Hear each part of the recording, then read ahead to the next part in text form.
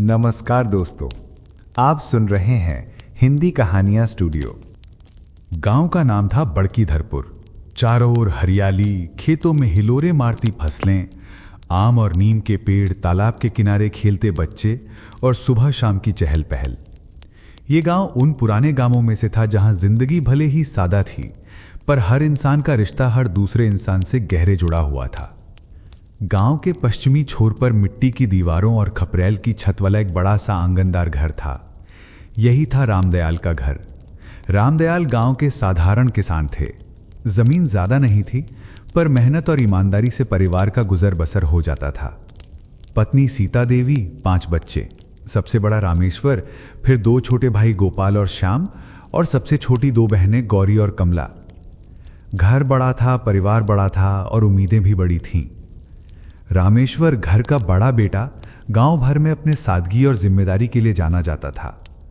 उम्र से वो अभी 14 साल का ही था, पर चेहरे पर गंभीरता और आंखों में एक परिपक्वता झलकती थी। गांव के बच्चे जब तालाब पर खेलते, पतंग उड़ाते या आम के बाग में चढ़ते तो रामेश्वर अक्सर खेतों में पिता का हाथ बटाते हुए मिलता। पढ़ाई में वो तेज था। मास्टर जी हमेशा कहते, अरे रामेश्वर, तू तो शहर जाके बड़ा आदमी बनेगा, देखना तेरा नाम अखबार में छपेगा। रामेश्वर हंसकर रह जाता। उसे किताबें पढ़ने का बहुत शौक था, पर परिवार की हालत देखकर वो अक्सर अपने सपनों को दबा देता। समय का पहिया धीरे धीरे घूम रहा था कि अचानक घर पर मुसीबत आ गिरी। रामदयाल, जो अब तक खेतों में हल चलाते और बैलों संग पसीना बहाते थे, अचानक बीमार पड़ गए। पहले तो सबने सोचा कि 2-4 दिन में ठीक हो जाएंगे, पर बीमारी ने उन्हें बिस्तर से बांध दिया।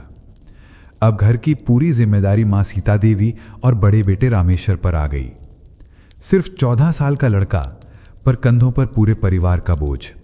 सुबह सूरज निकलने से पहले ही वो बैलों को खोल देता, हल उठाता और खेत में जुट जाता। गांव के लोग कहते, देखो ये लड़का है या आदमी, इतना छोटा होकर भी कैसा जिम्मेदार है।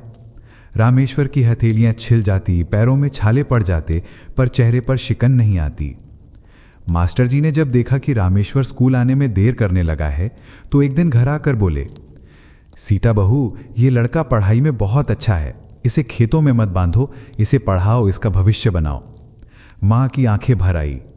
गुरुजी, मैं भी चाहती हूं कि मेरा बेटा पढ़े, पर देखिए ना, घर में कौन है जो खेत देखे। बापू बिस्तर पर हैं, छोटे तो अभी छोटे हैं। अगर रामेश्वर भी पढ़ाई के पीछे भागेगा तो घर का चूल्हा कैसे जलेगा। रामेश्वर ने खुद ही बात काट दी। मां, आप चिंता मत करो, मैं पढ़ाई भी कर लूंगा और खेत भी देख लूंगा। पर हकीकत यह थी कि पढ़ाई धीरे धीरे पीछे छूट रही थी। किताबें अक्सर बैलों की नांद के पास ही रखी रह जाती। गोपाल और श्याम अभी छोटे थे, मासूमियत से भरे हुए थे। उन्हें समझ भी कहां थी कि बड़ा भाई किन जिम्मेदारियों से जूझ रहा है। वो स्कूल जाते, खेलते और रात को हंसते खिलखिलाते सो जाते। बहनें गौरी और कमला भी उम्र में छोटी थीं, मां के साथ घर के कामों में हाथ बटाती। रामेश्वर उन्हें देखकर सोचता, इन सब की पढ़ाई पूरी होनी चाहिए, इन्हें अच्छे घर में जाना चाहिए। अगर मेरे सपनों की कुर्बानी देकर भी इनके सपने पूरे हों तो यही सही। गांव में हर बात सबको पता होती थी। जब रामेश्वर खेतों में काम करता तो औरतें कुएं पर पानी भरते हुए कहती, सीता, तेरा बड़ा बेटा तो भगवान का दिया हुआ है, वरना ऐसे कौन करता है। कुछ लोग ताना भी मारते, देख लेना ये लड़का सारी जिंदगी खेत खलियान में ही खटता रहेगा, आगे नहीं बढ़ पाएगा। रामेश्वर चुपचाप सुन लेता। उसकी आंखों में न तो शिकायत होती, न ही रोष, मानो उसने जीवन का नियम स्वीकार कर लिया हो। रामेश्वर 10वीं कक्षा तक पहुंचा ही था कि हालत बिगड़ गई। पिता बिल्कुल असहाय हो गए। घर की माली हालत भी कमजोर थी। मां ने कहा, बेटा पढ़ाई छोड़नी पड़ेगी, खेत में तेरा होना जरूरी है। रामेश्वर ने किताबें बंद कर दी। उस रात जब सब सो गए तो उसने अकेले बैठकर अपनी पुरानी कॉपियां खोली। कागजों पर लिखी इबारतें उसकी आंखों में तैरने लगीं। दिल रोना चाहता था, पर होठों पर वही मुस्कान थी। वो बुदबुदाया, अगर मेरे छोड़ देने से घर चल सकता है तो यही सही। उस दिन से रामेश्वर पूरी तरह घर और खेत का आदमी बन गया। दिन गुजरते गए। अब रामेश्वर के हाथों में कुदाल, हल और बैलों की रस्सी स्थायी साथी बन गए थे। सुबह खेत, दोपहर में गांव के काम, शाम को घर के काम। कभी कभी जब छोटे भाई बहन स्कूल से लौटकर अपनी पढ़ाई की बातें करते तो रामेश्वर दिल ही दिल में खो जाता। उसे लगता जैसे वो किसी और रास्ते पर जा रहा है और उसके भाई बहन किसी और दुनिया में। पर उसका मन संतुष्ट भी था। उसे लगता अगर मैं नहीं रहूंगा तो ये भर बिखर जाएगा। दिन भर की थकान के बाद रात को जब सब सो जाते तो रामेश्वर चुपचाप आंगन में आसमान की ओर देखता। तारों से भरे आकाश को निहारते हुए वो सोचता, काश मैं भी उड़ पाता जैसे ये तारे, लेकिन मेरे हिस्से का आसमान यही है, ये घर, ये खेत और ये परिवार। उसकी आंखें धीरे धीरे बंद होती और अगली सुबह फिर वही जिम्मेदारियों का पहाड़ सामने खड़ा रहता। गांव में ऋतुएं जैसे अपनी धुन में चलती रहती थीं। कभी ग्रीष्म की तपिश, कभी सावन की फुहार, कभी शरद की उजली चांदनी और कभी माघ की ठिठुरन। पर इन सब के बीच रामेश्वर का जीवन मानो एक ही रफ्तार से आगे बढ़ रहा था, जिम्मेदारी की रफ्तार। वो अब 18 साल का हो चुका था। शरीर गठीला और मेहनत से सधा हुआ। सुबह से शाम तक खेतों में पसीना बहाने की आदत ने उसे ऐसा बना दिया था कि गांव के बड़े बड़े जवान भी उसके सामने थक जाएं। गांव के बुजुर्ग अक्सर कहते, अरे ये लड़का तो अपने बाप से भी ज्यादा मेहनती निकला। परंतु मेहनत के साथ साथ उसके भीतर एक गहरी चुप्पी भी पनपने लगी थी। वो हंसता था पर कम, खेलता था पर शायद ही कभी। उसके चेहरे पर एक गंभीरता आ गई थी जो उसकी उम्र से कहीं आगे की लगती थी। सीता देवी को कभी कभी अपने बेटे को देखकर डर लगता। वो सोचती, इतना छोटा होकर भी ये बच्चा घर का मालिक बन गया। इसकी आंखों में तो अभी सपने होने चाहिए थे, पर देखो इनके पीछे चिंता और जिम्मेदारी का बोझ है। रात को कई बार वो सोते हुए बेटे के माथे को सहलाती और मन ही मन भगवान से कहती, हे प्रभु, इस बेटे की मेहनत पर दया करना, इसके बलिदान व्यर्थ ना जाने देना। गांव के लोग अब रामेश्वर को सिर्फ एक लड़का नहीं बल्कि एक सहारा मानते थे। किसी के घर शादी हो, किसी के खेत में काम का हाथ कम पड़े, लोग रामेश्वर को पुकारते। वो बिना हिचक मदद कर देता। पर समाज भी हैरान था, इतना होनहार लड़का किताबें छोड़कर मिट्टी में क्यों खो गया? कभी कभी ये सवाल हवा में तैरता, पर जवाब किसी के पास नहीं था। अब छोटे भाई गोपाल और श्याम किशोर हो रहे थे। रामेश्वर उन्हें हमेशा पढ़ाई के लिए प्रेरित करता। देखो, मैं नहीं पढ़ सका, पर तुम दोनों को पढ़ना ही होगा, चाहे जो हो जाए, किताबें मिट छोड़ना। गोपाल अक्सर कहता, भैया आप क्यों छोड़ दिए पढ़ाई, आप भी तो पढ़ सकते थे। रामेश्वर हल्की मुस्कान के साथ जवाब देता, हर घर का एक हिस्सा किसी और के लिए त्याग करना पड़ता है गोपाल, मेरा हिस्सा यही है। बहनें गौरी और कमला भी बड़ी हो रही थीं। उनके लिए अच्छे रिश्ते की तलाश धीरे धीरे शुरू होने लगी थी। रामेश्वर अक्सर सोचता, कैसे करूंगा इनकी शादियां? खेत से जो थोड़ा बहुत मिलता है उससे मुश्किल से घर चलता है, पर करना तो मुझे ही है। दिन में काम और जिम्मेदारी के बीच रामेश्वर को अकेलेपन का एहसास नहीं होता था, पर रात को जब सब सो जाते और वो आंगन में अकेला आसमान की ओर देखता तो दिल में एक टीस उठती। वो सोचता, मेरे भी तो सपने थे। मास्टर जी कहते थे मैं शहर जाकर अफसर बन सकता हूँ। क्या सचमुच मैं कुछ और कर सकता था, या मेरी किस्मत में यही खेत, यही बैल, यही मिट्टी लिखी है? फिर तुरंत खुद को समझा देता, नहीं, मुझे खुद के लिए नहीं, घर के लिए जीना है। शायद यही मेरा धर्म है। इसी बीच एक नया मोड़ आया। गांव में ही एक परिवार था, हरि प्रसाद का। उनकी बेटी सविता, जो रामेश्वर की हमउम्र थी। बचपन से ही रामेश्वर और सविता एक दूसरे को जानते थे। तालाब पर खेलते, कभी खेत की मेड़ पर बातें करते और कभी स्कूल के रास्ते हंसी ठिठोली। पर अब उम्र बदल गई थी। जब भी सविता कुएं पर पानी भरने आती और रामेश्वर खेत से लौटते हुए उसे देखते तो दोनों की नजरें मिलती। एक अनकहा एहसास दोनों के बीच पनप रहा था, पर यह रिश्ता कब खुलकर सामने आता? रामेश्वर जानता था कि उसके पास देने के लिए कुछ नहीं है, ना पैसा, ना जमीन, ना स्थायी सुरक्षा। वो खुद अपने परिवार का बोझ उठाए बैठा था, तो किसी और की दुनिया संभालने का ख्वाब देखना उसे पाप लगता। एक दिन सविता ने धीमे स्वर में कहा, रामेश्वर, तुम इतने चुप क्यों हो गए हो? पहले तो बहुत बातें करते थे। रामेश्वर ने उसकी आंखों में देखा और बस इतना कहा, कभी कभी चुप रहना ही सही होता है सविता। मैं नहीं चाहता कि मेरे कारण तुम्हें भी बोझ उठाना पड़े। सविता समझ गई। उसकी आंखों में आंसू थे, पर उसने कुछ नहीं कहा। ये था रामेश्वर के जीवन का पहला त्याग, दिल का। पिता की बीमारी अब और बढ़ रही थी। दवा दारू का खर्चा बढ़ता जा रहा था। रामेश्वर ने खेती के साथ साथ गांव के पास वाले कस्बे में मजदूरी भी शुरू कर दी। सुबह खेत, दोपहर कस्बे का काम और शाम को घर। शरीर थक जाता पर आत्मा कहती, नहीं, अभी हार मत मान। भाई बहनों की पढ़ाई, बहनों की शादी, माँ का बोझ, पिता की दवा, सब कुछ उसी के सिर पर था। कुछ लोग उसकी तारीफ करते तो कुछ लोग ताने मारते। इतना काम करता है पर क्या मिला इसे? ना पढ़ाई, ना नौकरी, ना जिंदगी का कोई मजा। देखना सारी जवानी ऐसे ही खप जाएगी।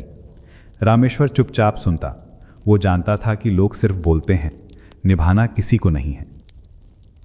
गांव की सुबहें अब भी वहीं थीं। मुर्गे की बांग, हल्की धूप में चमकते खेत और दूर से आती बैलों की घंटियों की आवाज। लेकिन रामेश्वर की जिंदगी में अब हर सुबह का मतलब था एक नई चुनौती। रामदयाल की बीमारी अब और गहरी हो चुकी थी। जहां कभी वो खेतों में हल चलाते, बैलों संग मिट्टी में पसीना बहाते, वहीं अब खाट पर लेटे लेटे खिड़की से खेतों की ओर देखा करते। आंखों में असहायता और चेहरे पर एक अधूरी बेचैनी। एक दिन उन्होंने बेटे को पास बुलाया। रामेश्वर, मैं जानता हूं कि तुझ पर बहुत बोझ डाल दिया है। तूने बचपन से ही घर संभाल लिया, पर बेटा अब शायद मेरा समय ज्यादा नहीं है। रामेश्वर ने तुरंत बात काट दी। ऐसा मत कहिए बापू, आप बिल्कुल ठीक हो जाएंगे। मैं और मेहनत करूंगा, बस आप चिंता मत करिए। पर भीतर से वो भी जानता था कि सच क्या है। गांव के लोग जब भी रामदयाल को देखने आते तो रामेश्वर सबके सामने हिम्मत दिखाता। हाँ बापू ठीक हो रहे हैं, धीरे धीरे दवा असर करेगी। पर जब रात को सब सो जाते और वो अकेले पिता के पास बैठता तो आंसू खुद ब खुद बह निकलते। आखिर वो दिन आ ही गया। सर्दियों की ठिठुरन भरी सुबह थी। आसमान पर कोहरा छाया हुआ था। रामदयाल ने आखिरी बार बेटे का हाथ थामा और धीमे स्वर में कहा, रामेश्वर, अब तू ही इस घर का मालिक है। अपने छोटे भाई बहनों और माँ का ख्याल रखना, यही तेरा धर्म है। इतना कहकर उनकी सांसें थम गईं। खाट पर सन्नाटा छा गया। घर में हाहाकार मच गया। सीता देवी का रो रो कर बुरा हाल था। छोटे बच्चे घबराकर समझ ही नहीं पाए कि ये क्या हो गया। रामेश्वर ने पिता की लाश के पास बैठकर चुपचाप सिर झुका लिया। आंखों से आंसू बहे, पर चेहरे पर वही दृढ़ता थी। उस पल उसने मन ही मन कसम खाई, अब ये घर मेरा है, मैं बापू का वचन पूरा करूंगा। गांव के लोग जुटे, चिता सजाई गई। रामेश्वर ने अपने पिता को मुखाग्नि दी। उस पल ऐसा लगा जैसे उसकी जवानी उस राख की ढेरी में जलकर खाक हो गई। वो अब लड़का नहीं रहा, अब वो सचमुच घर का बड़ा आदमी बन चुका था। अगले कुछ हफ्ते घर में सन्नाटा रहा। माँ अक्सर चुपचाप बैठी रहती। छोटे भाई बहन कभी कभी पूछते, भैया बापू कहाँ चले गए? रामेश्वर उन्हें गले लगाकर कहता, बापू अब हमें आकाश से देख रहे हैं, हमें मेहनत करनी होगी ताकि वे गर्व करें। अब घर की हर छोटी बड़ी जिम्मेदारी रामेश्वर पर आ गई थी। किसान होने के नाते खेत तो थे, पर कर्ज भी बढ़ चुका था। पिता की बीमारी में दवाओं और उधार ने बहुत कुछ खा लिया था। रामेश्वर ने तय किया, अब मुझे खेत संभालने के साथ साथ कर्ज भी उतारना होगा। बहनों की शादी करनी होगी, भाइयों की पढ़ाई जारी रखनी होगी, माँ को सहारा देना होगा, और ये सब मैं अकेले करूँगा। वो सुबह 4 बजे उठता, पहले बैलों को पानी पिलाता, फिर खेत में काम करता, दोपहर में कस्बे जाकर मजदूरी करता और शाम को लौटकर घर का हिसाब किताब देखता। उसकी दिनचर्या इतनी कठिन थी कि गांव के लोग हैरान रह जाते। कभी कभी पड़ोसी कहते, रामेश्वर थोड़ा आराम कर ले। वो बस मुस्कुरा देता, आराम तो अब बापू कर रहे हैं, अब मेरी बारी है काम करने की। सीता देवी अब बेटे को देखकर अक्सर रो पड़ती, बेटा तू तो अभी बच्चा है, इतनी मेहनत मत कर। रामेश्वर उनके आंसू पोंछते हुए कहता, माँ अब मैं बच्चा नहीं रहा, अब मैं आपका सहारा हूँ, आप चिंता मत करो। ये रिश्ता अब सिर्फ माँ बेटे का नहीं रहा, बल्कि सहारे और आसरे का बन गया था। गोपाल और श्याम अब बड़े हो रहे थे। रामेश्वर उन्हें सख्ती से पढ़ाई पर ध्यान देने को कहता, तुम्हें वही करना है जो मैं नहीं कर सका। मेरी तरह खेतों में मत अटकना, तुम्हें आगे बढ़ना ही होगा। भाई भी समझते थे कि बड़ा भाई अपनी जिंदगी उनके खातिर कुर्बान कर रहा है। वे मन ही मन कसम खाते कि उसकी मेहनत बेकार नहीं जाने देंगे। गौरी और कमला की शादी की उम्र भी धीरे धीरे पास आ रही थी। गांव की औरतें बातें करती, सीता अब तो गौरी के लिए रिश्ता देखना चाहिए। सीता देवी परेशान हो जाती, रिश्ता तो ठीक है पर खर्चा कैसे होगा। रामेश्वर ये सुन लेता और मन ही मन सोचता, मैं कोई ना कोई रास्ता निकाल लूंगा, चाहे कितनी भी मेहनत करनी पड़े। पिता के निधन को 2 साल बीत चुके थे। रामेश्वर अब सचमुच पूरे गांव के लिए बड़ा आदमी बन चुका था। उसकी उम्र भले अभी 20-22 साल की थी, पर चेहरे पर वही गंभीरता, वही परिपक्वता। पिछले 2 सालों में उसने खेत संभाले, कस्बे में मेहनत की और किसी तरह घर का गुजर बसर चलाया। भाई धीरे धीरे पढ़ाई में आगे बढ़ रहे थे। माँ अब पहले से शांत हो चुकी थीं और बहनें वे बड़ी हो रही थीं। अब गांव की औरतें बार बार कहने लगीं, सीता अब तो गौरी की उम्र हो चली है, देर करोगी तो लोग बातें बनाएंगे। सीता देवी चिंता में पड़ जाती। रात को जब सब सो जाते तो वो चुपचाप बेटे से कहती, रामेश्वर अब तो गौरी के हाथ पीले करने होंगे, पर बेटा घर की हालत तो देख ही रहा है, मुझे तो समझ नहीं आता कैसे होगा। रामेश्वर माँ के आंसू पोंछता और कहता, माँ आप चिंता मत करो, आपके बेटे पर भरोसा रखो, गौरी की शादी धूमधाम से होगी। गांव के पास ही एक गांव था भद्दरपुर। वहाँ एक किसान परिवार था। उनका बेटा ईमानदार, पढ़ा लिखा और मेहनती था। रिश्ते की बात आई। गांव के बुजुर्गों ने भी कहा, यह रिश्ता अच्छा है, लड़का भी अच्छा है, गौरी सुखी रहेगी। सीता देवी ने हामी भर दी। अब तैयारी की बारी थी, पर शादी करना आसान कहाँ था। पिता के इलाज में पहले ही कर्ज चढ़ चुका था। अब शादी के लिए फिर से पैसों की ज़रूरत थी। रामेश्वर ने ठान लिया, चाहे जान चली जाए पर बहन की शादी इज्जत से करनी है। वो सुबह खेतों में काम करता और दोपहर को कस्बे जाकर मजदूरी। रात को जब थका हारा लौटता तो अक्सर माँ पूछती, बेटा तू इतना क्यों खटता है, शरीर भी तो तेरे ही पास है। रामेश्वर मुस्कुराकर जवाब देता, माँ मेरा शरीर ही तो इस घर की पूंजी है, इसे खपाना ही होगा। आखिर वो दिन आया। गांव के चौपाल में शादी का मंडप सजा। गांव भर के लोग जुटे। गौरी दुल्हन बनी तो सीता देवी की आंखों से आंसू बह निकले। रामेश्वर ने जब बहन को विदा किया तो उसका दिल भारी हो गया। गौरी ने रोते हुए भाई से कहा, भैया आपने मेरे लिए जो कुछ किया है उसे मैं कभी नहीं भूलूंगी। रामेश्वर ने बस इतना कहा, बहन तो खुश रहना, यही मेरे लिए सबसे बड़ी कमाई है। गौरी की शादी के बाद अब कमला की उम्र भी हो चली थी। गांव वालों ने कहा, अब दूसरी बेटी की भी देख लो, दोनों साथ साथ सुखी रहेंगी। पर एक बेटी की शादी के बाद ही घर पर कर्ज और बढ़ गया था। अब दूसरी शादी का बोझ मानो पहाड़ बनकर सामने खड़ा था। रामेश्वर ने फिर से कमर कसी। दिन रात मेहनत, खेत, मजदूरी, कभी कभी कस्बे से दूर शहर तक जाना, सब कुछ उसने किया। सीता देवी बार बार कहती, बेटा तू अपने लिए भी सोच, कब तक सबके लिए अकेला जिएगा। रामेश्वर हंसकर कहता, माँ मेरा जीवन ही इनका है, मेरे लिए अलग क्या है। कई महीनों की मेहनत और संघर्ष के बाद कमला की शादी भी तय हुई। इस बार भी रामेश्वर ने किसी तरह इंतजाम किया। शादी के दिन वो थकान से चूर था, पर चेहरे पर वही मुस्कान थी। जब कमला विदा हुई तो उसने भाई के गले लगकर कहा, भैया आप ही मेरे पिता जैसे हैं, आज अगर बापू होते तो आपको देख गर्व करते। रामेश्वर की आंखें भर आईं, पर उसने आंसू छुपा लिए। दोनों बहनों की शादी के बाद घर एकदम खाली खाली लगने लगा। अब घर में सिर्फ माँ, रामेश्वर और छोटे भाई थे। बहनों की किलकारियाँ और उनकी बातें घर को जो जीवंत बनाती थीं, वो सब अब यादों में बदल गईं। रात को जब रामेश्वर आंगन में बैठता तो उसे लगता मानो दीवारें भी उससे कह रही हों, तेरे त्याग का मोल क्या कभी मिलेगा। गांव के लोग तारीफ भी करते और ताने भी मारते, वाह रे रामेश्वर तूने बहनों की शादी कर दी, बड़ा अच्छा काम किया। तो कुछ कहते, पर अब देखना ये लड़का अकेला ही रह जाएगा, अपनी शादी का कब सोचेगा। रामेश्वर चुप रहता। मुझे जानता था कि उसकी जिंदगी का मकसद दूसरों के लिए जीना है। गौरी और कमला की विदाई के बाद घर का आंगन खाली खाली लगने लगा था। पहले जहां दोनों बहनों की हंसी ठिठोली गूंजती थी, अब वहां सन्नाटा था। मां सीता देवी अक्सर बहनों को याद करके आंसू बहाती और रामेश्वर उन्हें ढांढस बंधाता। पर घर की जिम्मेदारियां तो और भी बढ़ गई थीं। अब पूरा ध्यान भाइयों गोपाल और श्याम की पढ़ाई पर था। गोपाला भाई स्कूल में पहुंच चुका था और श्याम उससे 2 कक्षा पीछे। दोनों में पढ़ाई की लगन थी, पर घर की हालत देखकर अक्सर झिझक जाते। कभी कहते, भैया हम भी खेतों में हाथ बटा दें। रामेश्वर सख्त स्वर में कहता, नहीं, तुम्हारा काम सिर्फ पढ़ना है, खेत मेरा काम है। उसके चेहरे पर ऐसी दृढ़ता होती कि भाई चुप हो जाते। रामेश्वर जानता था, अगर मैंने इन्हें पढ़ा दिया तो यही मेरी सबसे बड़ी जीत होगी। पढ़ाई में फीस, किताबें, यूनिफॉर्म, ये सब खर्च अलग से था। शादी में जो कर्ज चढ़ा था वह तो पहले से ही बोझ बना हुआ था, पर अब भाइयों की पढ़ाई के लिए भी पैसे चाहिए थे। रामेश्वर ने ठान लिया कि चाहे कुछ भी हो, पढ़ाई रुकेगी नहीं।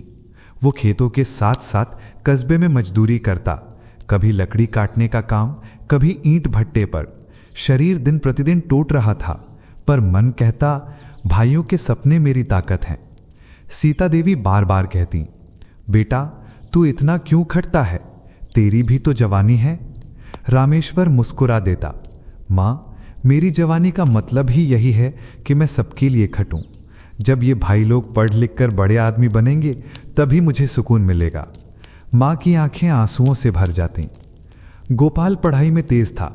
वो कहता, भैया मैं मास्टर बनना चाहता हूँ, गांव के बच्चों को पढ़ाऊंगा जैसे मास्टर जी ने हमें पढ़ाया था। रामेश्वर गर्व से भर उठता, तू जरूर बनेगा गोपाल, तेरे सपने पूरे होंगे।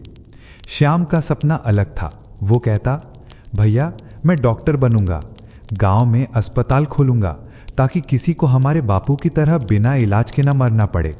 रामेश्वर उसकी बातें सुनकर भावुक हो जाता। वो सोचता, काश मैं भी अपने सपने पूरे कर पाता, पर अब मेरे सपने इनकी आंखों में हैं। गांव के लोग रामेश्वर को देखकर अब इज्जत से बात करते, देखो ये लड़का अपनी जवानी दूसरों के लिए कुर्बान कर रहा है। पर कुछ लोग ताने भी मारते, अरे भाई तो पढ़ लिख कर बड़े आदमी बन जाएंगे, पर यह बेचारा सारा जीवन खेतों में ही सड़ जाएगा। रामेश्वर यह सुनकर भी मुस्कुराता। उसके मन में कहीं ना कहीं यह सवाल जरूर उठता, क्या सचमुच मेरी जिंदगी ऐसे ही गुजर जाएगी? पर तुरंत खुद को समझा देता, अगर मेरी कुर्बानी से ये आगे बढ़े तो यही मेरी जीत है। एक बार ऐसा हुआ कि कर्ज चुकाने के लिए रामेश्वर को अपनी जमीन का एक हिस्सा बेचना पड़ा। माँ बहुत दुखी हुई, बेटा जमीन बेच दी, यही तो हमारा सहारा है। रामेश्वर ने धीरे से कहा, माँ जमीन फिर आ जाएगी, पर अगर भाइयों की पढ़ाई छूट गई तो कभी वापस नहीं आएगी। उसकी बात सुनकर माँ चुप हो गई। गोपाल हाई स्कूल अच्छे अंकों से पास किया। गांव भर में चर्चा हुई। लोग कहते, रामेश्वर की मेहनत रंग ला रही है। उस दिन रामेश्वर ने सचमुच पहली बार सुकून की सांस ली। उसकी आंखों में आंसू थे, पर यह खुशी के आंसू थे। रात को उसने आसमान की ओर देखते हुए कहा, बापू देखो आपका पोता अब आगे बढ़ रहा है, आपकी आत्मा को सुकून मिलेगा। अब गोपाल कॉलेज जाने लगा। कस्बे तक रोज का सफर और खर्चा और भी बढ़ गया। रामेश्वर ने अपने पहनने ओढ़ने तक में कटौती कर दी, नए कपड़े लेना छोड़ दिए। खाने में भी कई बार खुद भूखा रह जाता, पर भाइयों की किताबें पूरी करता। शाम को जब ये पता चलता तो वो रो पड़ता, भैया आप हमारे लिए इतना क्यों करते हैं, आपने अपने लिए क्या रखा है? रामेश्वर उसे गले लगा कर कहता, मेरा सब कुछ तुम हो श्याम, तुम्हारी पढ़ाई ही मेरी सबसे बड़ी दौलत है। समय अपनी चाल चलता रहा। गोपाल अब कॉलेज में दाखिल हो चुका था। कस्बे के कॉलेज तक रोज साइकिल से जाता और लौटता। शाम भी हायर सेकेंडरी में पहुंच गया था। दोनों भाइयों के चेहरों पर नई चमक थी, आंखों में सपनों की लौ जल रही थी। गांव में लोग कहते, रामेश्वर बड़ा भाग्यशाली है, उसके भाई पढ़ लिख कर आगे बढ़ रहे हैं। पर कोई ये नहीं देखता था कि उस भाग्य के पीछे रामेश्वर की टूटी कमर और पसीने से तरबतर शरीर छिपा है। कॉलेज और स्कूल के खर्च दिन ब दिन बढ़ रहे थे। गोपाल को अब प्रतियोगी परीक्षा की तैयारी करनी थी। किताबें, नोट्स, फॉर्म भरने की फीस, हर जगह रुपए लगते। शाम को भी मेडिकल की तैयारी का जुनून चढ़ गया था। माँ कई बार परेशान हो उठती, बेटा घर में तो अनाज तक पूरा नहीं है, तो इनके सपनों का इतना बोझ कैसे उठाएगा? रामेश्वर हंसकर कहता, माँ चिंता मत करो, जब ये बड़े आदमी बनेंगे तो सब ठीक हो जाएगा। रामेश्वर अब खेत के अलावा कस्बे में रात की मजदूरी भी करने लगा था। दिन भर खेत में हल चलाना, फिर रात को गोदाम में बोरियां ढोना। शरीर थक कर चूर हो जाता, पर वो कभी भाइयों के सामने अपनी कमजोरी नहीं दिखाता। कभी कभी देर रात को जब सब सो जाते, वो अकेला आंगन में बैठकर अपने पैरों की सूजन दबाता और आसमान की ओर ताकता। मन में एक ही बात आती, मेरे जीवन का मतलब यही है कि मैं सबको आगे बढ़ा दूं। कुछ साल बाद वो दिन आया जब गोपाल ने बीए की परीक्षा में पूरे जिले में दूसरा स्थान प्राप्त किया। गांव भर में मिठाइयाँ बांटी गईं। लोग कहते, देखो रामेश्वर का छोटा भाई मास्टर बनने की राह पर है। रामेश्वर की आंखें खुशी से छलक पड़ी। उसने गोपाल को गले लगाकर कहा, अब तू अपने सपनों की ओर करीब पहुंच गया है। माँ की आंखों से भी आंसू बह निकले। उन्होंने रामेश्वर के सिर पर हाथ फेरते हुए कहा, बेटा ये तेरे त्याग का फल है। इधर श्याम ने मेडिकल कॉलेज की प्रवेश परीक्षा पास कर ली। जब चिट्ठी आई तो पूरा घर खुशी से झूम उठा। श्याम उत्साह में बोला, भैया अब मैं डॉक्टर बनूंगा, गांव में अपना अस्पताल खोलूंगा। रामेश्वर ने उसकी पीठ थपथपाई, श्याम तेरी मेहनत रंग लाई, जा खूब पढ़ और बड़ा आदमी बन, यही मेरी सबसे बड़ी खुशी है। पर अंदर ही अंदर वो सोच रहा था, अब खर्च और बढ़ेगा, पर मुझे पीछे नहीं हटना है। गांव के लोग अब रामेश्वर की ओर इज्जत से देखते, ये लड़का सचमुच भगवान का रूप है। इसने अपनी जवानी भाइयों के सपनों में खपा दी। कोई कोई कहता, रामेश्वर खुद क्यों नहीं आगे बढ़ा, इसका भी तो हक था। पर अधिकांश लोग उसकी पीठ थपथपाते। गांव के बच्चे उसे आदर्श मानने लगे। देखो बड़े भैया ने अपने भाइयों को कैसे पढ़ाया।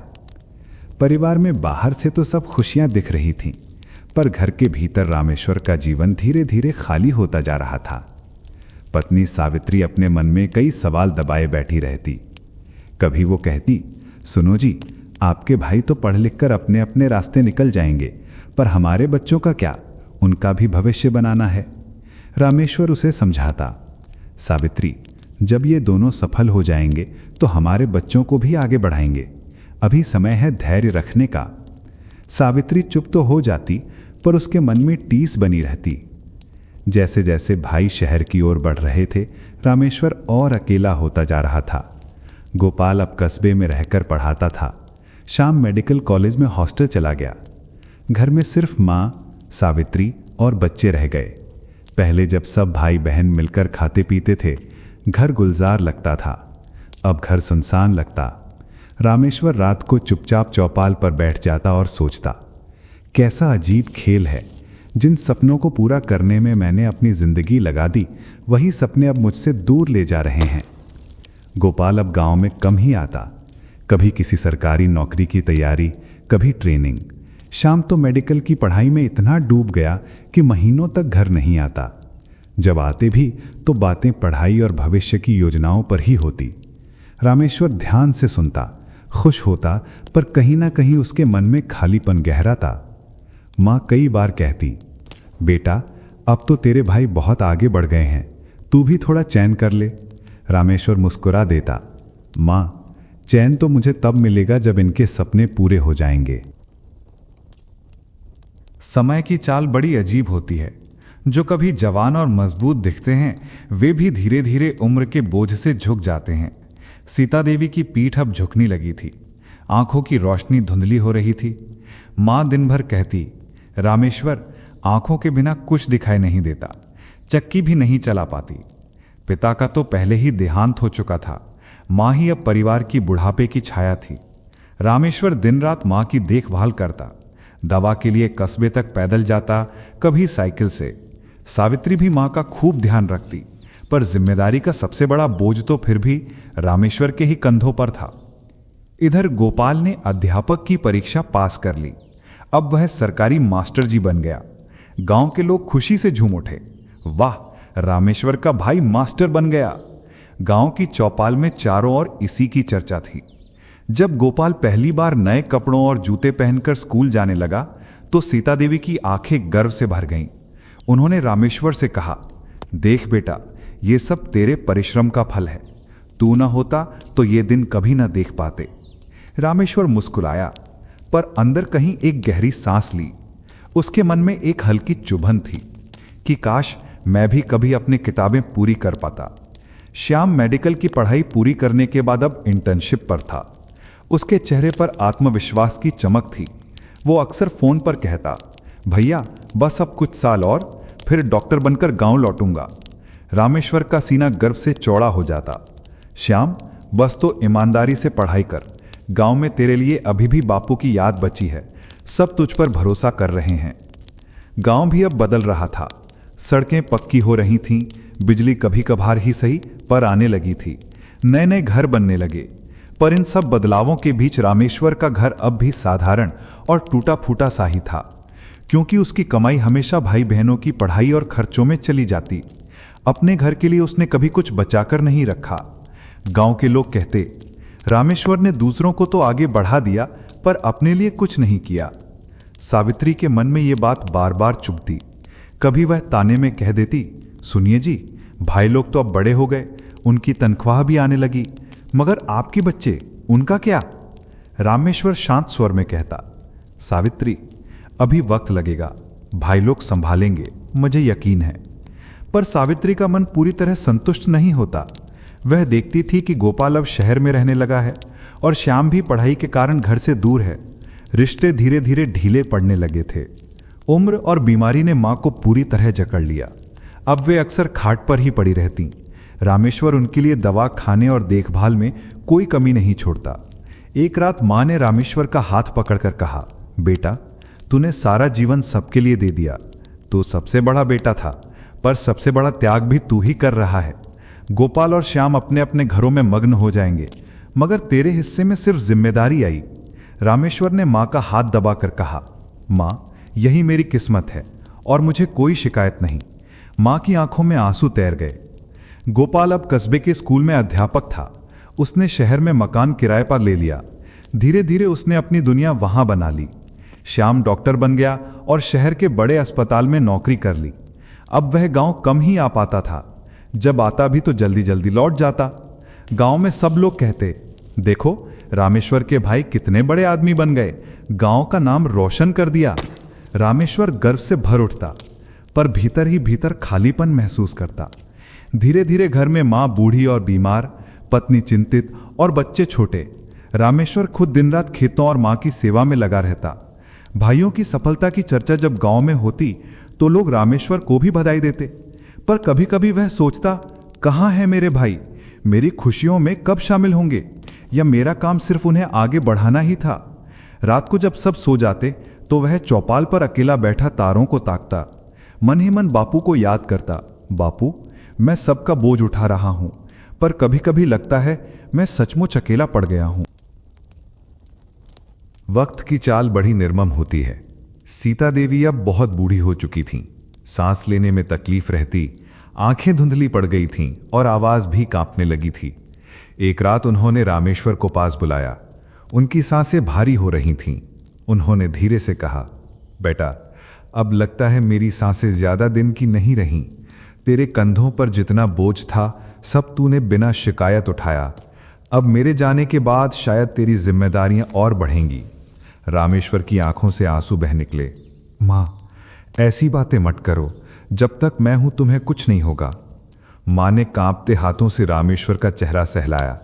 बेटा तेरे त्याग को ईश्वर देख रहा है। एक दिन सबको समझ आएगा कि तूने कितना दिया है। मेरी सिर्फ एक दुआ है, तू अपने बच्चों के साथ वैसा मत कर जैसा तूने अपने साथ किया। उनके लिए भी कुछ सोच। रामेश्वर कुछ बोल नहीं पाया। कुछ दिन बाद ही मां ने आखिरी सांस ली। गांव का हर इंसान उनकी अर्थी में शामिल हुआ। गोपाल और श्याम भी शहर से दौड़े आए। अंतिम संस्कार के वक्त गोपाल ने रामेश्वर के कंधे पर हाथ रखकर कहा, भैया आप ना होते तो आज हम कहीं ना होते।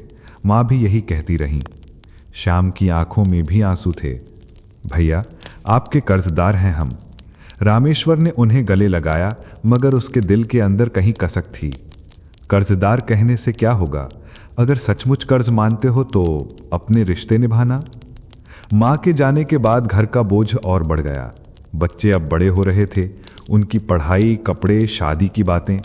रामेश्वर चाहता था कि अब उसके भाई उसका सहारा बने, पर गोपाल कहता, भैया मेरी तनख्वाह तो बस घर चलाने भर की है, ऊपर से बच्चों की फीस भी है। श्याम भी शहर में डॉक्टर बन चुका था, पर उसकी नई दुनिया थी। वो कहता, भैया अभी तो क्लिनिक जमाना है, जैसे ही सब ठीक होगा मैं मदद करूंगा। रामेश्वर चुप रह जाता, उसके होंठ पर मुस्कान पर दिल में टीस। क्या यही दिन देखने के लिए मैंने अपनी जवानी खपा दी थी? सावित्री अब और सहन नहीं कर पाती थी। वो ताने देती, आपके भाई तो अब बड़े आदमी हो गए हैं, गाड़ियों में घूमते हैं, अच्छे घरों में रहते हैं, और हम अब भी खेतों और कर्ज में दबे हैं। आपके त्याग का बदला यही है।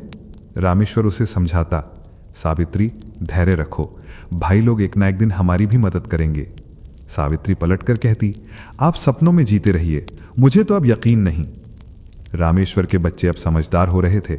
वो देखते थे कि उनके पिताजी ने अपनी जिंदगी भाइयों के लिए न्यौछावर कर दी, पर अब वही भाई दूर हो गए हैं।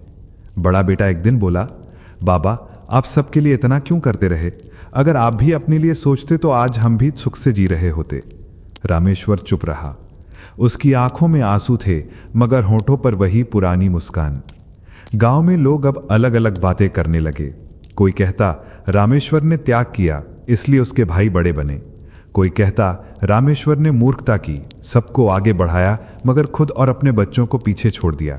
ये बातें रामेश्वर तक भी पहुंचती थीं, पर वो चुपचाप सुनकर रह जाता। उसके लिए ये सब शब्द अब कोई मायने नहीं रखते थे। एक रात रामेश्वर अकेला चौपाल पर बैठा था। आसमान में चांद अधूरा था। उसने सोचा, सचमुच मैं भी अधूरा रह गया। भाइयों की सफलता मेरी है, पर उनका साथ मेरे पास नहीं। माँ चली गई, पिता पहले ही चले गए, मेरे बच्चे ही अब मेरा सहारा हैं। वो गहरी सांस लेकर बोला, अब मैं अपने बच्चों के लिए जीऊंगा। अब मेरी मेहनत, मेरा पसीना सिर्फ मेरे घर के लिए होगा। भाइयों के लिए मैंने जो करना था कर दिया, अब उनकी बारी है। निभाएं या ना निभाएं, ये उनका धर्म है। मेरा धर्म अब अपने परिवार के प्रति है। उस रात पहली बार रामेश्वर के मन में नया संकल्प जगा। अब उसकी प्राथमिकता बदलने वाली थी। मां के जाने के बाद जैसे घर पर अंधेरा छा गया था, पर उसी अंधेरे में रामेश्वर ने अपने लिए एक दीपक जलाने का संकल्प लिया। वो अब रोज अपने बच्चों के पास बैठकर उनसे पढ़ाई की बातें करता। पहले वो सिर्फ भाइयों के सपनों में जीता था, अब उसने अपने बच्चों की आंखों में अपने अधूरे सपनों को देखना शुरू कर दिया। सावित्री अक्सर उसे देखती और मन ही मन सोचती, काश ये बदलाव पहले आता, पर देर आए दुरुस्त आए। रामेश्वर का बड़ा बेटा अब 8वीं में था और छोटी बेटी 5वीं में। रामेश्वर ने ठान लिया कि उनके लिए किसी तरह अच्छे स्कूल का इंतजाम करेगा। उसने खेत से होने वाली थोड़ी सी आमदनी और मजदूरी के पैसों को बचाना शुरू किया। अब वो फिजूल खर्च बिल्कुल नहीं करता था, यहाँ तक कि त्योहारों पर भी नए कपड़े लेने से इनकार कर देता। बच्चों की किताबें और फीस ही उसके लिए सबसे बड़ा उत्सव था। बड़ा बेटा किताबों में डूबा है था। वो कहता, बाबा मैं बड़ा होकर इंजीनियर बनूंगा, गांव के लिए पुल और सड़कें बनवाऊंगा। बेटी कहती, मैं टीचर बनूंगी, गांव की लड़कियों को पढ़ाऊंगी। रामेश्वर की आंखों में चमक आ जाती। उसे लगता, मेरे जीवन का असली उजाला अब यही है। गांव धीरे धीरे बदल रहा था। अब कस्बे तक जाने के लिए बसें चलने लगी थीं। लोग मोबाइल का इस्तेमाल करने लगे थे। नए नए पक्के मकान बन रहे थे। पर इन सब बदलावों के बीच एक चीज़ वही थी, रामेश्वर की मेहनत और उसका शांत स्वभाव। वो अब भी सुबह खेतों में हल चलाता और शाम को मजदूरी करता, पर इस बार उसके दिल में शिकायत नहीं थी। अब वो जानता था कि ये मेहनत उसके अपने बच्चों के लिए है और यही उसे ताकत देती थी। सावित्री अब पहले से कुछ बदल गई थी। पहले वो हर बात पर भाइयों का जिक्र करती और गुस्सा निकालती, पर अब जब उसने देखा कि रामेश्वर पूरा ध्यान बच्चों पर लगा रहा है, तो उसके चेहरे पर भी संतोष आने लगा। वो कहती, अब लगता है कि हमारे बच्चों का भी भविष्य बनेगा। तुम्हारा ये नया रूप देखकर दिल को सुकून मिलता है। रामेश्वर मुस्कुरा देता और कहता, सावित्री अब मेरी सारी ताकत सिर्फ इन बच्चों के लिए है। गोपाल और श्याम अब पूरी तरह अपनी अपनी दुनिया में बस गए थे। कभी कभी त्योहारों पर आते, कुछ सामान या पैसे भेजते, पर अब पहले जैसी आत्मीयता नहीं रही। रामेश्वर ने भी उनसे उम्मीद करना छोड़ दिया। वो सोचता, मैंने जो किया वो मेरा धर्म था। अब अगर ये मुझे भूल गए तो ये इनका कर्म है। मुझे अब अपना कर्म करना है। बच्चों की पढ़ाई आसान नहीं थी। कभी फीस भरने के लिए रामेश्वर को कस्बे में दोगुना काम करना पड़ता, कभी किताबें खरीदने के लिए अपने कपड़े गिरवी रख देता। पर उसने बच्चों को कभी महसूस नहीं होने दिया कि घर में कमी है। रात को जब बच्चे पढ़ते रहते, रामेश्वर आंगन में बैठकर चुपचाप उन्हें देखता। उसके चेहरे पर गर्व और आंखों में आंसू होते। वो सोचता, शायद यही मेरे जीवन का असली प्रतिफल है। मैंने भाइयों को पढ़ाया, अब अपने बच्चों को पढ़ाऊंगा। यही मेरी विरासत होगी। गांव के लोग अब कहते, रामेश्वर सचमुच अद्भुत आदमी है। पहले भाइयों के लिए जान दी, अब बच्चों के लिए। ईश्वर ऐसे त्यागी को सुख दे। कुछ लोग फिर भी ताना मारते, क्या फायदा, उसके भाई शहरों में ऐश कर रहे हैं और ये अब भी खेतों में पसीना बहा रहा है। पर इस बार रामेश्वर को फर्क नहीं पड़ता। अब वो जानता था कि उसकी दुनिया सिर्फ उसका घर है। बड़ा बेटा जब 10वीं कक्षा में अच्छे अंकों से पास हुआ तो पूरे गांव में चर्चा हुई। लोग कहने लगे, रामेश्वर का बेटा पढ़ाई में तेज है, जरूर बड़ा आदमी बनेगा। रामेश्वर ने बेटे को गले लगाकर कहा, बेटा तू वही पूरी करेगा जो मैं कभी ना कर सका। तू मेरे आंखों का सपना है। बेटे की आंखों में भी आंसू थे। उसने कहा, बाबा मैं आपकी मेहनत कभी बेकार ना जाने दूंगा। रात को तारों की ओर देखते हुए रामेश्वर ने सोचा, बापू, माँ, क्या आपने देखा, अब मेरी मेहनत अपने बच्चों में रंग ला रही है। मैंने बहुत अकेलापन झेला, पर अब मेरे बच्चों के साथ मैं अकेला नहीं हूँ। उसके चेहरे पर एक संतोष था जो पहले कभी नहीं दिखा था। गांव की सुबह हमेशा की तरह चिड़ियों की चहचहाहट और हल्की ठंडी हवा से शुरू हुई, पर रामेश्वर के घर की सुबह अब पहले जैसी नहीं थी। अब घर में पढ़ाई की आवाजें गूंजती थीं। बेटा गणित के सवाल हल करता, बेटी किताबों से कविता पढ़ती। रामेश्वर खेत की ओर निकलता, पर जाते जाते हमेशा एक बार पीछे मुड़कर देखता। उसकी आंखों में चमक होती। ये बच्चे ही मेरी सच्ची दौलत हैं। रामेश्वर का बड़ा बेटा अब कस्बे के कॉलेज में पढ़ने लगा था। वो इंजीनियर बनने के सपने के साथ जी रहा था। हर दिन कस्बे तक जाने के लिए बस पकड़ता और रात को देर से लौटता। रामेश्वर उसके लिए 2-2 रोटियां और थोड़ी सी सब्जी बांध देता। कभी कभी उसकी जेब में सिर्फ बस का किराया ही होता, फिर भी वो मुस्कुराकर कहता, बाबा आप चिंता मत करो, मैं कड़ी मेहनत करूंगा। छोटी बेटी अब हाई स्कूल में थी। उसका सपना था कि वो टीचर बने। वो हमेशा अपनी सहेलियों को इकट्ठा करके घर के आंगन में पढ़ाती। सावित्री उसे देखती और मन ही मन खुश होती। रामेश्वर, ये लड़की जरूर नाम कमाएगी। हमारी किस्मत भले कठिन रही, पर बच्चों की किस्मत उजली होगी। रामेश्वर मुस्कुरा देता, हाँ सावित्री, यही मेरी सबसे बड़ी पूंजी है। इस बीच गोपाल और श्याम लंबे समय बाद गांव आए। दोनों अब शहर में अच्छे मकानों में रहते थे, गाड़ियों में घूमते थे। गांव आते ही उन्होंने दिखावे के साथ बातें शुरू की। अरे रामेश्वर, अब भी यही खेत खलिहान में उलझा है? हम तो कह रहे थे तू हमारे साथ शहर चलाता। रामेश्वर शांत भाव से बोला, मैं यहीं ठीक हूँ, मेरा सुख यही है। सावित्री के मन में पुराना गुस्सा उमड़ा, पर रामेश्वर ने उसे आंखों से चुप करा दिया। गोपाल और श्याम ने बातों ही बातों में कहा, अब ये पुराना मकान ठीक नहीं है, गांव की जमीन बेच दो, सबको बराबर हिस्सा मिल जाएगा। हम शहर में नया घर बना लेंगे। रामेश्वर का दिल कांप गया। ये घर, ये जमीन, यही तो हमारे बाप दादा की निशानी है। मैं इसे कैसे बेच दूं? पर भाई हंस पड़े। आजकल कौन इन पुराने खंडहरों में रहता है? तेरे बच्चों को भी तो शहर में रहना होगा। रामेश्वर चुप रहा। उसके भीतर संघर्ष शुरू हो चुका था।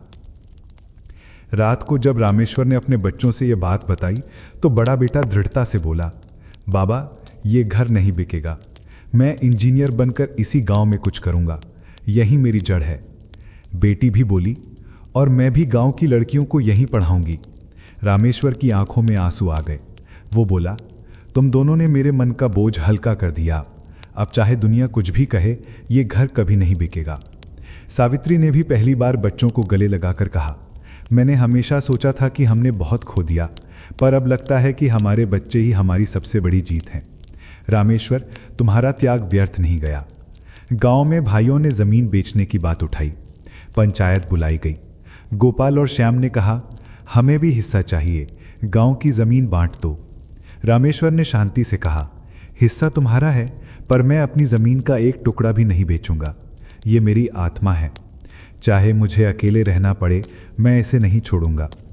पंचायत ने फैसला सुनाया, जो अपना बेचना चाहे बेचे, पर जो बचाना चाहे उसे कोई नहीं रोक सकता। गोपाल और श्याम नाराज होकर शहर लौट गए। रात को तारों के नीचे बैठा रामेश्वर सोचता रहा, भाई अब अपने भी नहीं रहे, पर मेरे बच्चे, वे मेरे साथ हैं, यही मेरा असली परिवार है। उसके दिल में गहरी शांति थी। वक्त किसी के लिए नहीं रुकता। धीरे धीरे साल बीतते गए। रामेश्वर के बाल अब सफेद हो चुके थे। चेहरा झुर्रियों से भर गया था, पर उसकी आंखों में अब भी वही चमक थी, अपने बच्चों के सपनों की चमक। गांव में लोग अब भी उसे सुबह खेत की मेड़ पर चलते देखते, लेकिन उसकी चाल अब पहले जैसी तेज नहीं रही थी। फिर भी उसके चेहरे पर हमेशा संतोष रहता। रामेश्वर का बड़ा बेटा इंजीनियरिंग कॉलेज से पास होकर अब शहर में काम करने लगा था। वो अब अच्छे पैसे कमाता था और हर महीने घर पैसे भेजता। गांव के लोग जब सुनते कि रामेश्वर का बेटा इंजीनियर बन गया तो कहते, देखा, यही मेहनत रंग लाई। रामेश्वर ने भले अपना जीवन खेतों में खपा दिया हो, पर बच्चों को ऊंचाई तक पहुंचा दिया। रामेश्वर ये सुनकर बस चुपचाप मुस्कुराता।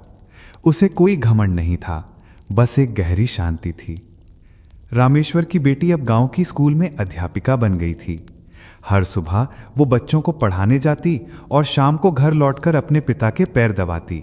वो कहती, बाबा, आपकी वजह से ही मैं आज दूसरों की बेटियों को पढ़ा पा रही हूँ। आपने जो हमें दिया वही हम आगे बांटेंगे। रामेश्वर की आंखें भर आती। वो सोचता, काश माँ और बापू आज जिंदा होते और ये सब देखते, पर शायद वो ऊपर से ये सब देख रहे होंगे। गोपाल और श्याम अब उम्रदराज हो चुके थे। शहर की दौड़ भाग ने उन्हें थका दिया था। वे जब तब गांव आते, पर अब उनके पास वो रौब नहीं था। उनकी आंखों में पछतावा झलकता था। एक दिन गोपाल ने रामेश्वर से कहा, भैया, हमसे गलती हुई। हमने शहर की चकाचौंध में सब कुछ पाया, पर अपना घर, अपना गांव खो दिया। आज हमारे बच्चे हमें छोड़कर विदेश चले गए हैं, पर तुम्हारे बच्चे तुम्हारे पास हैं, यही सबसे बड़ा सुख है। रामेश्वर ने बस धीरे से कहा, जो बढ़ता है वो मिटता है, जो जुड़ता है वही टिकता है। अब गांव में जब कोई नया स्कूल, सड़क या पुल बनता तो लोग कहते, ये सब रामेश्वर के बेटे ने बनाया है। और जब गांव की लड़कियां पढ़ लिख कर नौकरी पाने लगी तो लोग कहते, ये सब रामेश्वर की बेटी की देन है। गांव का नाम रोशन हो रहा था और उस नाम के पीछे खड़ा था एक साधारण किसान, जिसने अपना पूरा जीवन दूसरों के लिए न्यौछावर कर दिया था। सावित्री अब बूढ़ी हो चुकी थी, पर अब उसके चेहरे पर शिकायत नहीं थी। अब वो गर्व से कहती, मैं रामेश्वर की पत्नी हूँ, जिसने अपना सब कुछ अपने परिवार और गांव के लिए दिया। दोनों शाम को आंगन में बैठते, बच्चे और पोते पोतियाँ खेलते। सावित्री कहती, देखा, अब हमारे पास सब कुछ है, पर यह सब तुम्हारे कारण है रामेश्वर। रामेश्वर बस हल्की हंसी हंस देता। एक सर्द रात थी। आकाश में चांद पूरा था और तारे झिलमिला रहे थे। रामेश्वर चारपाई पर लेटा आसमान की ओर देख रहा था। उसके चारों ओर बच्चे और पोते बैठे थे, सब उसे देख रहे थे। रामेश्वर ने धीमी आवाज में कहा, बचपन में मैंने अपने सपनों को छोड़ दिया था ताकि तुम सब अपने सपने देख सको। आज जब तुम्हें सफल देखता हूं तो लगता है कि मैंने कुछ नहीं खोया, मैंने सब पा लिया। उसकी आंखें धीरे धीरे बंद होने लगी। बच्चों ने उसका हाथ थाम लिया। रामेश्वर ने आखिरी बार आसमान की ओर देखा और बोला, बापू, माँ, अब मैं भी आ रहा हूँ। और अगले ही पल उसकी सांसें थम गईं। अगले दिन पूरे गांव ने उसकी चिता को कंधा दिया। लोग कहते रहे, रामेश्वर जैसे लोग बहुत कम होते हैं। उसने अपना जीवन त्याग में जिया, पर उसका त्याग ही गांव की पहचान बन गया। गांव के बच्चे उसकी कहानी सुनते और कहते, रामेश्वर काका सबसे बड़े थे, उन्होंने सबको संभाला। रामेश्वर का जीवन हमें यही सिखाता है, त्याग करने वाला इंसान कभी खाली नहीं जाता। उसका त्याग उसकी अगली पीढ़ियों की जड़ों में समा जाता है और वही जड़ें सबसे मजबूत होती हैं। समय बीत गया। रामेश्वर अब इस दुनिया में नहीं था, पर उसके त्याग की गूंज गांव की गलियों, खेतों की मेड़ों और बच्चों की हंसी में अब भी सुनाई देती थी। गांव के लोग जब कभी आपस में बातें करते तो कहते, अगर रामेश्वर न होता तो न ये घर टिकता न ये परिवार। उसने सब कुछ खोकर सबको संभाला और यही कारण है कि आज ये गांव भी जिंदा है। रामेश्वर का बड़ा बेटा शहर में इंजीनियर बना, पर जब भी गांव आता लोगों से कहता, मेरे बाबा ने जो ज़मीन बचाई वही मेरी सबसे बड़ी विरासत है, यही मिट्टी मेरी ताकत है। बेटी अब गांव की बच्चियों को पढ़ाती। उसके स्कूल में हर लड़की के होठों पर यह बात थी। टीचर जी ने हमें बताया है कि त्याग करना हारना नहीं होता, बल्कि आने वाली पीढ़ियों को जिताना होता है। गांव के बुजुर्ग अक्सर चबूतरे पर बैठकर बच्चों को सुनाते। रामेश्वर जैसा इंसान ही असली बड़ा बेटा होता है, जो अपने हिस्से का सुख त्याग कर सबको सुख देता है। बच्चे आंखें फैलाकर सुनते और मन ही मन सोचते, काश हम भी वैसे ही इंसान बने। रामेश्वर का जीवन हमें यही सिखाता है कि परिवार सिर्फ खून से नहीं, बल्कि त्याग और जिम्मेदारी से जुड़ता है। सफलता सिर्फ डिग्री या पैसे में नहीं, बल्कि इस बात में है कि आपके कारण कितने लोग खुश हैं। और सबसे बड़ा सत्य यह है कि त्याग कभी व्यर्थ नहीं जाता, वो आने वाली पीढ़ियों की जड़ों में उतरकर उन्हें मजबूती देता है। एक शाम सालों बाद जब गांव में मेले का दिन था, गांव के नए बने स्कूल के गेट पर एक शिलालेख लगाया गया। उस पर लिखा था, ये स्कूल उन सभी त्यागियों को समर्पित है जो अपना सुख छोड़कर दूसरों का जीवन रोशन करते हैं, विशेषकर गांव के बड़े बेटे रामेश्वर को। लोगों की आंखें भर आईं और उसी पर लगा जैसे हवा में रामेश्वर की धीमी मुस्कान तैर रही हो, मानो कह रही हो, मैंने कुछ नहीं खोया, मैंने सब पा लिया। कहानी यहीं समाप्त होती है, पर उसका भाव हर पाठक के श्रोता के दिल में बस जाता है कि हर घर, हर परिवार, हर गांव में कोई ना कोई रामेश्वर जरूर होता है। दोस्तों, आपने सुनी कहानी गांव का बड़ा बेटा। रामेश्वर का त्याग, उसकी मेहनत और उसके रिश्तों की डोर हम सबको यही सिखाती है कि जीवन की असली सफलता पैसों या शोहरत में नहीं, बल्कि इस बात में है कि हमारे कारण कितने लोग खुश हैं। हम उम्मीद करते हैं कि ये कहानी आपके दिल को छू पाई होगी और आपके मन को सुकून मिला होगा। अब अपनी आंखें बंद कीजिए, धीरे धीरे सांस लीजिए और नींद की प्यारी गोद में उतर जाइए। अगर आपको ये कहानी पसंद आई हो तो लाइक, शेयर और सब्सक्राइब करना ना भूलें, क्योंकि आपकी छोटी सी मदद हमें और भी ऐसी कहानियां लाने की ताकत देती है। फिर मिलेंगे एक नई कहानी के साथ। तब तक के लिए शुभ रात्रि और मीठे सपने।